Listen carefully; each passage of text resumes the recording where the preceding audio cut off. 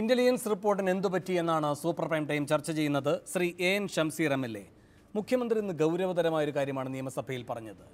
കോഴ വിവാദമടക്കമുള്ള കാര്യങ്ങളിൽ മുഖം നഷ്ടപ്പെട്ട BJP ജനശ്രദ്ധ തിരിച്ചുവിടാൻ വേണ്ടി അക്രമത്തിലേക്ക് പോകുമെന്ന ഇന്റലിജൻസ് റിപ്പോർട്ടുണ്ടായിരുന്നുവെന്ന്. എങ്കിൽ സ്വാഭാവികമായും പൊതുസമൂഹം ചോദിക്കുന്നൊരു ചോദ്യമാണ്, എന്തുകൊണ്ട് അങ്ങനെയെങ്കിൽ ആ മുന്നറിയിപ്പിൻ്റെ മേൽ നടപടികൾ ഉണ്ടായില്ല? എന്തുകൊണ്ട് അക്രമ സംഭവങ്ങൾ തടയാൻ കഴിഞ്ഞില്ല? എന്തുകൊണ്ട് അതിൻ്റെ ഒരു ഭാഗത്ത് CPM സ്വയം പ്രതിരോധത്തിലാകുന്ന ഒരവസ്ഥയെത്തി? CPM ഇതിനകത്ത് പ്രതിരോധത്തിലാവുന്ന ഒരു വിഷയമില്ല. അക്രമങ്ങളുടെ ഗ്രാവിറ്റി കുറക്കാൻ കഴിഞ്ഞു. യഥാർത്ഥത്തിൽ അവരുദ്ദേശിച്ചൊരു കൂട്ടക്കുരുതിയായിരിക്കാം. ഇന്റലിജൻസിൻ്റെ റിപ്പോർട്ട് എനിക്ക് അറിയുന്ന കാര്യമല്ല. സഭക്കകത്ത് മുഖ്യമന്ത്രി പറഞ്ഞ കാര്യമാണ്, സഭക്കകത്ത് ഇരിക്കുന്ന ഒരാളെന്നല്ല ഞാൻ മനസ്സിലാക്കിയ കാര്യമാണത്.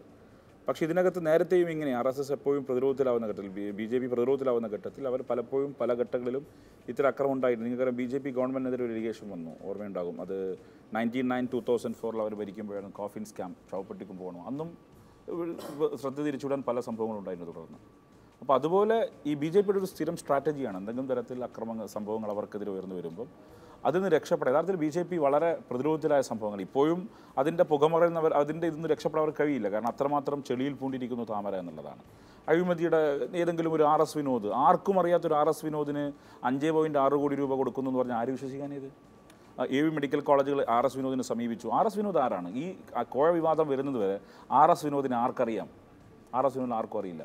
അപ്പോൾ RS വിനോദ് അതിനകത്തൊരു വലിയാട് മാത്രമാണ്. RS വിനോദ് വെറും അതിനകത്തൊരു ചെറിയ നത്തോലി മാത്രമാണ്. അതിൻ്റെ പിന്നിൽ തിമിംഗലങ്ങളുണ്ട്.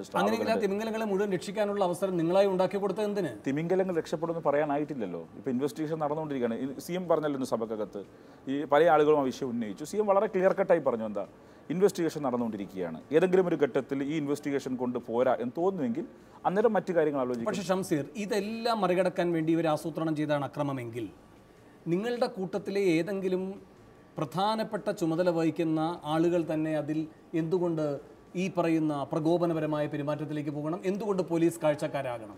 ഇപ്പോൾ ഈ CCTV ദൃശ്യങ്ങളൊക്കെ ആരെയാണ് പ്രതിരോധത്തിലാക്കുന്നത്? ഇപ്പോൾ CCTV ദൃശ്യം നിങ്ങൾ ഉദ്ദേശിച്ചത് ആരെയാണെന്ന് എനിക്ക് മനസ്സിലായി. ഞാൻ ചോദിക്കുന്ന, ഏകപക്ഷീയമായി ഒരാളെ വീടും ആക്രമിക്കപ്പെടാൻ പാടില്ല, ഒരു പാർട്ടി ഓഫീസ് ആക്രമിക്കപ്പെടാൻ പാടില്ല എന്ന സിദ്ധാന്തക്കാരാണ് ഞങ്ങൾ. ഒരു വീടും ആക്രമിക്കാൻ പാടില്ല, ഒരു പാർട്ടി ഓഫീസ് ആക്രമിക്കാൻ പാടില്ല. നിരന്തരമായി ഒരു മേഖലയിൽ അക്രമം മറ്റൊരു മേഖലയിലേക്ക് വ്യാപിപ്പിക്കുകയായിരുന്നു. കാട്ടാക്കട മേഖലയിലുണ്ടായിരുന്ന ചാലമേടയിലുണ്ടായ അക്രമത്തെ പെട്ടെന്ന് പാളയത്തേക്ക് മാറ്റുകയാണ്. അപ്പോൾ ഓരോരാൾ ഓരോ രീതിയാണ്. ചിലരങ്ങ് പ്രകോപനത്തിന് വഴിപ്പെട്ടു പോകും. അത്തരമൊരു വഴിപ്പെടൽ ഉണ്ടായിട്ടുണ്ട്. പക്ഷേ ഉടൻ തന്നെ CPIMൻ്റെ ഉന്നത നേതൃത്വം ഇടപെട്ടുകൊണ്ട് പീസ് മീറ്റിങ്ങിലേക്കും മറ്റു കാര്യങ്ങളും നീങ്ങിയതാണ്. ഇപ്പോൾ ഇതിപ്പോൾ സ്ഥാപിച്ചെടുക്കാൻ ശ്രമിക്കുന്ന മേർഡർ CPIMൻ്റെ കരുത്തിലാണെങ്കിൽ അതിൽ വളരെ ക്ലിയറായി CPIMൻ്റെ ജില്ലാ നേതൃത്വവും സംസ്ഥാന നേതൃത്വവും പറഞ്ഞ കാര്യമുണ്ട്, ഞങ്ങൾക്കിതിൽ യാതൊരു ബന്ധവുമില്ല. പക്ഷേ 27-ാം തീയതി ഈ അക്രമങ്ങളെല്ലാം നടക്കുന്നത്, അതിനെ സംബന്ധിച്ചാണ് നിങ്ങൾക്ക് ഇന്റലിജൻസ് മുന്നറിയിപ്പ് ഉണ്ടായിരുന്നു എന്ന് പറയുന്നത്. അത് തടയാൻ കഴിഞ്ഞില്ല എന്ന് വെച്ചാൽ ഏതാണ്ട് 27-ാം തീയതി വൈകിട്ട് ഏതാണ്ട് 6 മണിക്ക് തുടങ്ങി പുലർച്ചെ 3 വരെ നിൽക്കുന്ന അക്രമ പരമ്പരകൾ തടയാൻ കഴിഞ്ഞില്ല. അത് പോട്ടെ, അവിടെ ജീവഹാനി ഉണ്ടായില്ല. പക്ഷേ 2 ദിവസത്തിന് ശേഷം അതിൻ്റെ അടിസ്ഥാനത്തിൽ ഒരു കൊലപാതകം നടക്കുകയാണ്. അതാണ് ഇപ്പോൾ ദേശീയ തലത്തിൽ വരെ ചർച്ച ചെയ്യപ്പെടുകയും നിങ്ങൾക്ക് ഇന്ന് മുഖ്യധാര ദേശീയ മാധ്യമങ്ങളിൽ എന്താണ് കേരളം എന്ന് പ്രചരിപ്പിക്കേണ്ട സ്ഥിതി വരികയും ചെയ്തത്. അത് ഞാൻ പറഞ്ഞല്ലോ, ഈ എല്ലാം പർച്ചേസ്ഡ് ന്യൂസുകളാണ്. ആ നിലയിൽ പെയ്ഡ് ന്യൂസുകളായി ഇപ്പോൾ നാഷണൽ മീഡിയാസ് എല്ലാം ഏതാണ്ട് സംഘ് പരിവാറിൻ്റെ കയ്യിലാണ് എന്ന് വേണമെങ്കിൽ പറയാം. ആ സംഘ് പരിവാർ എന്ന് പറഞ്ഞാൽ സംഘ് പരിവാർ ഡയറക്റ്റ് അല്ല, അവർ സപ്പോർട്ട് ചെയ്യുന്ന കോർപ്പറേറ്റുകൾ, അദാനി, അംബാനി, ഇവരുടെ കയ്യിലാണ്. 2 ദിവസത്തിന് ശേഷം ഒരു കൊലപാതകം നടക്കുന്ന സാഹചര്യം ആരുടെ സൃഷ്ടി? ഞാൻ ചോദിക്കുന്ന കൊലപാതകം CPM നടത്തിയതാണ്. എവിടെയെങ്കിലും ഒരു കൊലപാതകം നടത്തും എന്ന് മുൻകൂട്ടി ഇന്റലിജൻസ് മനസ്സിലാക്കുമെന്ന് എനിക്കറിയില്ല. ഏതായാലും ആ കൊലപാതകത്തിൽ ആരാണ് പ്രതികൾ? CPIമാരാണോ? ഡിങ്കൻ ആരാണ്? അതിൽ പിടിക്കപ്പെട്ട മറ്റൊരു പ്രതി, 1-ാം പ്രതി മണിക്കുട്ടൻ ആരാണ്? അതൊരു പൊളിറ്റിക്കൽ, കൊല്ലപ്പെട്ടത് RSSകാരാണ്, തർക്കമില്ല. RSSൻ്റെ ചുമതല വഹിക്കുന്ന ആളാണ്. പക്ഷെ കൊലപാതകം RSSകാരൻ കൊന്നാൽ ചത്തത് കീചകനെങ്കിൽ കൊന്നത് ഭീമൻ തന്നെ എന്ന അനാലിസിസിലേക്ക് നിങ്ങൾ എത്തുക. നിങ്ങളൊരു FI സ്റ്റേറ്റ്മെൻ്റ് ആണെങ്കിൽ ഒരു മേർഡർ നടന്നാൽ ഒരാൾക്ക് പരിക്ക് പറ്റിക്കഴിഞ്ഞാൽ കൊണ്ടുപോകും ആദ്യം. അപ്പോൾ അയാൾ കൊടുക്കുന്നതാണ് FI സ്റ്റേറ്റ്മെൻറ്റ്, FIR. അത് കൊണ്ടുപോയത് RSSകാരനായിരിക്കും. അപ്പോൾ അവരാദ്യമേ ഒരു പ്രജുഡിസോട് കൂടി പറയുകയാണ് നടത്തിയത് CPM ആണ്. അപ്പോൾ അതാണ്. അപ്പോൾ ഇൻവെസ്റ്റിഗേഷനിലൂടെ മാത്രമേ ഇതിനകത്ത് എന്തെങ്കിലും തരത്തിൽ CPM പൊളിറ്റിക്കലല്ല എന്നാണ് ഞാൻ മനസ്സിലാക്കുന്നത്. പൊളിറ്റിക്കലാണെങ്കിൽ ഞാൻ പറയാം, CPIന് എന്തെങ്കിലും ബന്ധമുണ്ടെങ്കിൽ ആ പ്രതികൾ നിങ്ങൾക്ക് രാവിലെ പിടിക്കാൻ പറ്റില്ല, പൂർണ്ണബോധ്യം എനിക്കുണ്ട്. അപ്പോൾ അതിനകത്ത് CPM ആ നിലയിലെ കൊലപാതകം CPM അല്ല നടത്തിയത്. അപ്പോൾ ഞങ്ങൾക്കാരും പ്രൊട്ടക്ട് ചെയ്യേണ്ട കാര്യമില്ല. ഇത് പ്രൊട്ടക്ട് ചെയ്യേണ്ട കാര്യമില്ല. ഷംസീർ പറഞ്ഞത് CPM ആണെങ്കിൽ ഉടനെ പിടിക്കാൻ കഴിയുമോ എന്ന്. CPM എന്തെങ്കിലും തരത്തിൽ ഞങ്ങൾ പറയില്ല, ഞങ്ങൾക്ക് ഒരു തരത്തിലും ബന്ധമില്ല ഈ കൊലപാതകത്തിൽ, അതുകൊണ്ട് ഞങ്ങൾ കാര്യം സംരക്ഷിക്കേണ്ട കാര്യമില്ല. അത് ഞങ്ങൾ വളരെ ക്ലിയറായി പറയും. ശരി, ശ്രീ MT രമേശ്, കേരളം മുഴുവൻ അക്രമത്തിന് ആസൂത്രണം ചെയ്യാനായിരുന്നു പ്ലാൻ. ഇന്റലിജൻസ് റിപ്പോർട്ടിന്റെ അടിസ്ഥാനത്തിൽ അത് തടയാൻ കഴിഞ്ഞു എന്നാണ് ഇപ്പോൾ മുഖ്യമന്ത്രി പറഞ്ഞതിനോടുള്ള ഷംസീറിന്റെ വ്യാഖ്യാനം. ഒന്ന്, ഇന്നലെ സർവകക്ഷി യോഗത്തിൽ തിരുവനന്തപുരത്ത് നടന്ന അക്രമ സംഭവങ്ങളെപ്പറ്റി ഇൻ്റലിജൻസിൻ്റെ വീഴ്ചയുണ്ട് എന്ന് പ്രതിപക്ഷ പാർട്ടികൾ ആരോപിച്ചിരുന്നു. ആ ആരോപണത്തിൻ്റെ സന്ദർഭത്തിൽ ഇങ്ങനെ ഒരു ഇൻ്റലിജൻസ് റിപ്പോർട്ടിനെ കുറിച്ച് മുഖ്യമന്ത്രി മിണ്ടിയില്ല. സത്യത്തിൽ മുഖ്യമന്ത്രിക്ക് ഇൻ്റലിജൻസിൻ്റെ ഭാഗത്ത് വീഴ്ചയില്ല എന്ന് മുഖ്യമന്ത്രിക്ക് പ്രതിരോധിക്കാൻ, പ്രതിപക്ഷ പാർട്ടികളുടെ ആരോപണത്തെ പ്രതിരോധിക്കാൻ ഒരു സന്ദർഭമായിരുന്നു. പക്ഷേ മുഖ്യമന്ത്രി അത്തരമൊരു ഇൻ്റലിജൻസ് റിപ്പോർട്ടിനെ കുറിച്ച് കമ എന്നൊരക്ഷരം അവിടെ മിണ്ടിയിട്ടില്ല. അതിന് തൊട്ടു മുമ്പ് ഞങ്ങളും CPMൻ്റെ നേതാക്കന്മാരും മുഖ്യമന്ത്രിയുടെ സാന്നിധ്യത്തിൽ ചർച്ച നടത്തിയിരുന്നല്ലോ. അന്നും ഇത് സംബന്ധിച്ച പല ചർച്ചകൾ ഉയർന്നു വന്നിരുന്നു. അന്നും ഇതിനെ സംബന്ധിച്ച് പറഞ്ഞില്ല. ഇതിപ്പോൾ നിയമസഭയിലാണ് പറഞ്ഞിട്ടുള്ളത്. ഇൻ്റലിജൻസിൻ്റെ റിപ്പോർട്ട് BJP തിരുവനന്തപുരത്ത് കലാപമുണ്ടാക്കാൻ ശ്രമിക്കൽ നഷ്ടമാർക്കാണ് ഉണ്ടായത്. എവിടെ നിന്നാണ് അക്രമം ആരംഭിച്ചത്? നിങ്ങൾ തന്നെ പറഞ്ഞു 27-ാം തീയതി സംഭവത്തെ സംബന്ധിച്ചാണ് ഈ പരാമർശങ്ങൾ ഉണ്ടാകുന്നത്. 27-ാം തീയതി സംഭവം ആരംഭിക്കുന്നത് നിങ്ങളതിൻ്റെ സീരിയസ് നോക്കിക്കോളൂ. പോലീസിൻ്റെ റിപ്പോർട്ട് തന്നെ ഉണ്ടല്ലോ. ആദ്യത്തെ സംരംഭം ഉണ്ടാകുന്നത് ഐരാണിമുട്ടത്ത് ABVPയുടെ നഗർ ജോയിൻറ്റ് സെക്രട്ടറി സൂരജിനെ ആക്രമിക്കുന്നതാണ് ആദ്യത്തെ സംഭവം. അത് ഇൻ്റലിജൻസിൻ്റെ റിപ്പോർട്ട് അനുസരിച്ചാണെങ്കിൽ ഞങ്ങൾ കലാപം ഉണ്ടാക്കാൻ ഞങ്ങളുടെ പ്രവർത്തകനെ ആക്രമിക്കൂ. അതിനുശേഷം ആറ്റുകാലിൽ BJPയുടെ ജില്ലാ സെക്രട്ടറി ആക്രമിക്കപ്പെടുന്നു. ജില്ലാ സെക്രട്ടറിയുടെ വീട് ആക്രമിക്കപ്പെടുന്നു. ബീനയുടെ കൗൺസിലറാണ്. RSSൻ്റെ ജില്ലയുടെ സേവാ പ്രമുഖമായിട്ടുള്ള സുരേഷ് കുമാറിൻ്റെ വീട് ആക്രമിക്കപ്പെടുന്നു. ഈ 3 ആക്രമണങ്ങൾക്ക് ശേഷമാണ് തുടർച്ചയുള്ള സംഭവങ്ങൾ ഉണ്ടാകുന്നത്. അപ്പോൾ പോലീസ് ഇൻ്റലിജൻസ് റിപ്പോർട്ടാണെങ്കിൽ സ്വാഭാവികമായിട്ടും അതാണ് ശരിയെങ്കിൽ ഞങ്ങളുടെ ഭാഗത്തുനിന്നല്ലേ കുഴപ്പമുണ്ടാവേണ്ടത്. ഇത് CPM നടത്തിയിട്ടുള്ള 3 പ്രശ്നത്തിന് ശേഷമാണ് തുടർച്ചയായിട്ടുള്ള സംഭവങ്ങൾ ഉണ്ടാകുന്നത്. അതിലപ്പുറത്തും ഇപ്പുറത്തും ഉണ്ടായിട്ടുണ്ടാകും. ഞാനതിനെ പറയുന്നില്ല. അപ്പുറത്തുണ്ട് ഇപ്പുറത്തും ഉണ്ടായിട്ടുണ്ട്. അപ്പോൾ ഇൻ്റലിജൻസ് റിപ്പോർട്ട് തെറ്റാണ്. ഒന്നുകിൽ വ്യാജമായിട്ടുള്ള ഒരു ഇൻ്റലിജൻസ് റിപ്പോർട്ടാണ്, അതിനെക്കുറിച്ച് അന്വേഷിക്കണം. അല്ലെങ്കിൽ ഇല്ലാത്ത ഒരു റിപ്പോർട്ടിനെ കുറിച്ച് മുഖ്യമന്ത്രി നിയമസഭയിൽ പറയുകയാണ്. ഇതിനെ സംബന്ധിച്ച് മുഖ്യമന്ത്രി തന്നെ വിശദീകരിക്കേണ്ടതുണ്ട്. കാരണം തിരുവനന്തപുരത്ത് ഞങ്ങളുടെ സംസ്ഥാന കമ്മിറ്റി ആഫീസ് ആക്രമിക്കപ്പെടുന്നു, ഞങ്ങളുടെ ഒരു പ്രവർത്തകൻ കൊല്ലപ്പെടുന്നു, ഞങ്ങളുടെ കൗൺസിലർമാരുടെ വീട് ആക്രമിക്കുന്നു. ഞാൻ CPMൻ്റെ കൗൺസിലർമാരുടെ വീട് ആക്രമിക്കപ്പെട്ടിട്ടില്ല എന്ന് പറയുന്നില്ല, അതുണ്ടായിട്ടുണ്ട്. പക്ഷേ അക്രമം ആരംഭിക്കുന്നത് BJPയുടെ ജില്ലാ സെക്രട്ടറി ബീനയുടെ കൗൺസിലറുടെ വീട് ആക്രമിക്കുന്നതുകൊണ്ടാണ് വീടുകൾക്ക് നേരെയുള്ള അക്രമം ആരംഭിക്കുന്നത്. അതിനു മുമ്പ് ഈ സൂരജിത്ത് പറഞ്ഞാൽ ആക്രമിക്കപ്പെടുകയായിരുന്നു. അപ്പോൾ ഈ സംഭവങ്ങൾ തുടങ്ങിയത് CPM ആണ്. അപ്പോൾ CPM ആരംഭിക്കുന്ന ഒരു സംഘർഷത്തിൽ അത് ഇൻ്റലിജൻസ് റിപ്പോർട്ടുണ്ട്, ഞങ്ങൾ കലാപം നടത്തുമെന്ന് പറയുന്നതിൽ എന്ത് ഔചിത്യമാണുള്ളത്? അങ്ങനെയാണെങ്കിൽ മുഖ്യമന്ത്രി വ്യക്തമാക്കണം. ഈ റിപ്പോർട്ടിൻ്റെ വിശദാംശങ്ങൾ അദ്ദേഹം സഭയിൽ വെക്കട്ടെ. ശരി, ശ്രീ അനിലക്കര, ഈ ഇൻ്റലിജൻസ് റിപ്പോർട്ടിൻ്റെ കാര്യം പറഞ്ഞ് മുഖ്യമന്ത്രി കൂടുതൽ അബദ്ധത്തിലേക്ക് പോവുകയാണോ? അല്ല, ഇവർ രണ്ടുപേരും പറഞ്ഞാൽ വളരെ സന്തോഷമുണ്ട്. ഞങ്ങൾ കോൺഗ്രസ്സുകാർ ചെയ്തെന്ന് ഇവർ രണ്ടുപേരും പറഞ്ഞില്ല. രസകരമായ കാര്യമാണ്. ഇവിടെ ഇപ്പോൾ ഇവർ രണ്ടുപേരും പറഞ്ഞു 2 കൂട്ടരും അങ്ങോട്ട് കൂടെ കലാപം ഉണ്ടായെന്ന് പറഞ്ഞു. ഈ കലാപത്തിൻ്റെ അടിസ്ഥാനപരമായ കാര്യം എന്താ? എന്തെങ്കിലും വർഗീയ സംഘർഷങ്ങളുടെ ഭാഗമായിട്ടുണ്ടായതാണോ? അല്ലെങ്കിൽ വല്ല പശുവിനെ കൊന്നതാണോ? അല്ലെങ്കിൽ ഏതെങ്കിലും രക്തസാക്ഷിയെ തെരുവിളിച്ചതാണോ? ഒന്നുമല്ലല്ലോ. ഇവർക്ക് രണ്ടുപേരും ഇതിൻ്റെ ഗുണഭോക്താക്കളാണ്. ഇവർ രണ്ടുപേരും ഇത് ആഗ്രഹിച്ചതാണ്. ഒരു പരിധി വിട്ട് പോയി ഒരു കൊലപാതകത്തിലേക്ക് പോയപ്പോഴാണ് ഇതിൻ്റെ സ്വഭാവം മാറിയത്. ഈ രണ്ടുപേർക്കും ഒരു രോഗി ഇച്ഛിച്ചതും വൈദ്യം കൽപ്പിച്ചതും പാല് എന്ന പോലെ രണ്ടു കൂട്ടരും ആദ്യഘട്ടത്തിൽ ഈ അക്രമത്തെ പ്രോത്സാഹിപ്പിച്ചതാണ്. അത് മരണത്തിലേക്ക്, കൊലപാതകത്തിലേക്ക് കടന്നുപോയി. ഇത് ദേശീയ ശ്രദ്ധയിലേക്ക് പോയപ്പോഴാണ് ഇവർ പിടിവിട്ടു പോയത്. അതിനിടയിലാണ് നമ്മുടെ ഗവർണർ വിളിച്ചു വരുന്നത്. അതുമായി ബന്ധപ്പെട്ട് അന്നത്തെ പിന്നെ ഒരു എന്താ പറയുക, പ്രേമ പോലെയുള്ള കാര്യങ്ങളൊക്കെ അന്ന് പറഞ്ഞിട്ടുണ്ടായി. ഞാൻ അന്നത്തെ ചർച്ചയിലൊക്കെ പങ്കെടുത്തപ്പോൾ അതിൽ സ്വാഭാവികമായ ചർച്ച എന്ന രീതിയിലൊക്കെയാണ് ആനത്തലവട്ടമൊക്കെ അന്ന് പറഞ്ഞത്. പിന്നീടാണത് അതിലേക്ക് പോയത്. ഇവിടെ നിന്ന് മുഖ്യമന്ത്രി പറഞ്ഞൊരു പ്രധാനപ്പെട്ട കാര്യമാണ് ഇൻ്റലിജൻസിൻ്റെ റിപ്പോർട്ടുണ്ടായിരുന്നു. ആ റിപ്പോർട്ടുമായി ബന്ധപ്പെട്ടുകൊണ്ട് ഒന്നും ചെയ്തില്ല എന്ന രീതിയിലേക്കാണ് ഇപ്പോൾ ഇവിടെ പറഞ്ഞുകൊണ്ടിരിക്കുന്നത്. നമുക്ക് മനസ്സിലാക്കേണ്ട കാര്യം, നമ്മുടെ സംസ്ഥാനത്ത് ഇവർ 2 കൂട്ടരും നടന്നുകൊണ്ടിരിക്കുന്ന അക്രമങ്ങളുടെ ഭാഗമായി കേരളത്തിൻ്റെ ഒരു മുഖമാണ് നഷ്ടപ്പെട്ടുകൊണ്ടിരിക്കുന്നത്.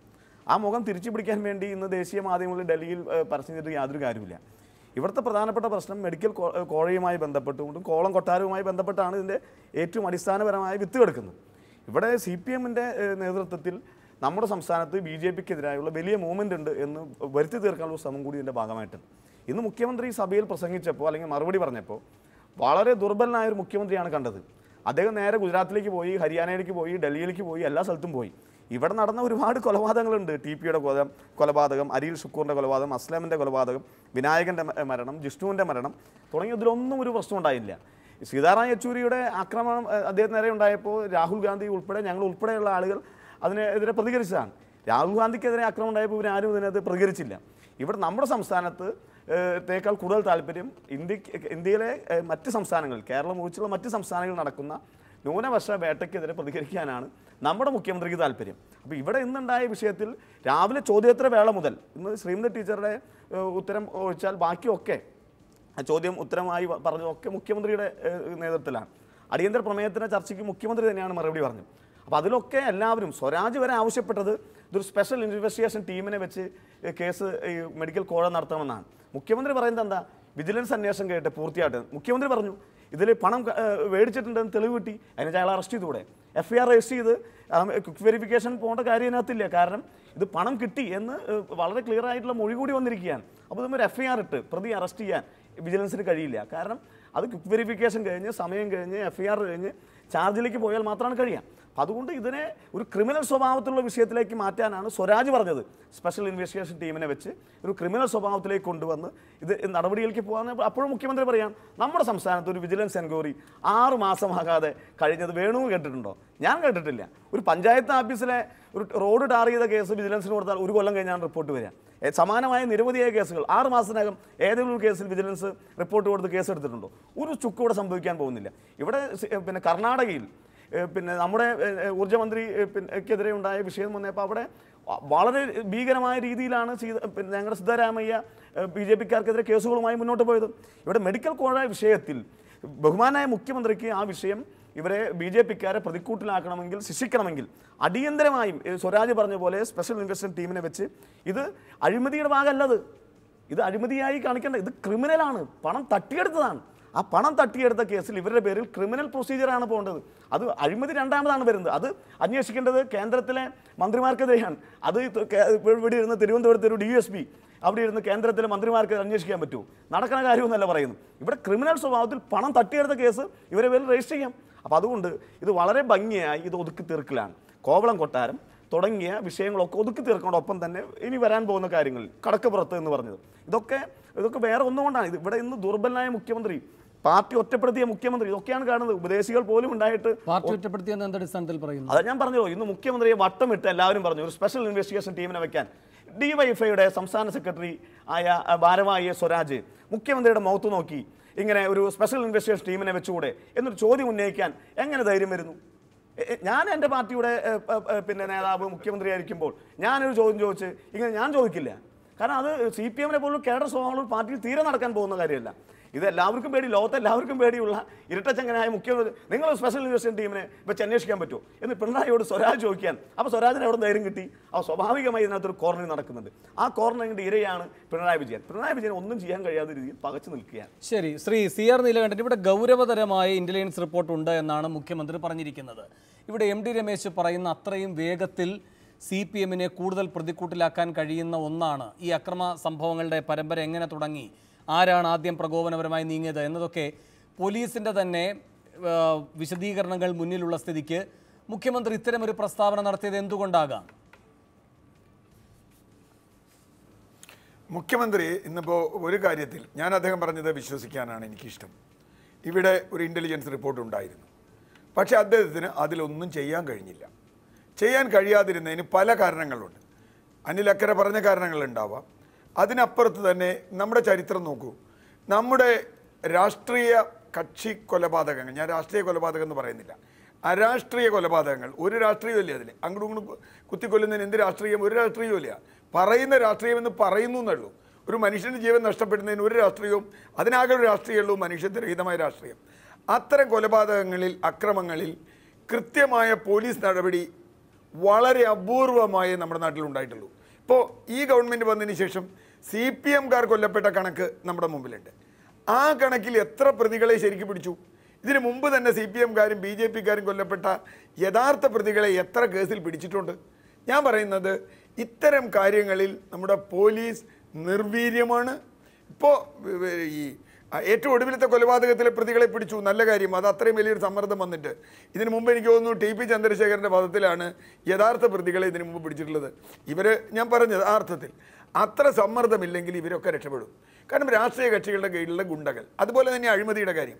ഇത് മാത്രമല്ല, ഇപ്പോൾ BJP-യുടെ മെഡിക്കൽ കോഡ് മാത്രമല്ല, ഇന്ന് നമുക്ക് കിട്ടിയ റിപ്പോർട്ട് ശരിയാണെങ്കിൽ കള്ളനോട്ടടിച്ച കേസും അതിൽ തെളിവില്ല എന്നാണ് പറയുന്നത്. നോട്ടിൻ്റെ ഫോട്ടോ കോപ്പി എടുത്തിട്ടുള്ളൂ എന്നാണ് ക്രൈംബ്രാഞ്ച് കണ്ടെത്തിയെന്നാണ് കിട്ടിയ വാർത്ത, അറിയില്ല. അങ്ങനെയെങ്കിൽ അത്രയൊക്കെ ശുഷ്കമാണോ നമ്മുടെ ഒരു രാജ്യദ്രോഹപരമായ ഒരു കുറ്റമാണ് കള്ളനോട്ടടിക്കുക, അത് ഏത് പാർട്ടിക്കാരനായാലും. അത്തരം കുറ്റം ചെയ്ത ആളുകൾക്ക് പോലും ഇപ്പോൾ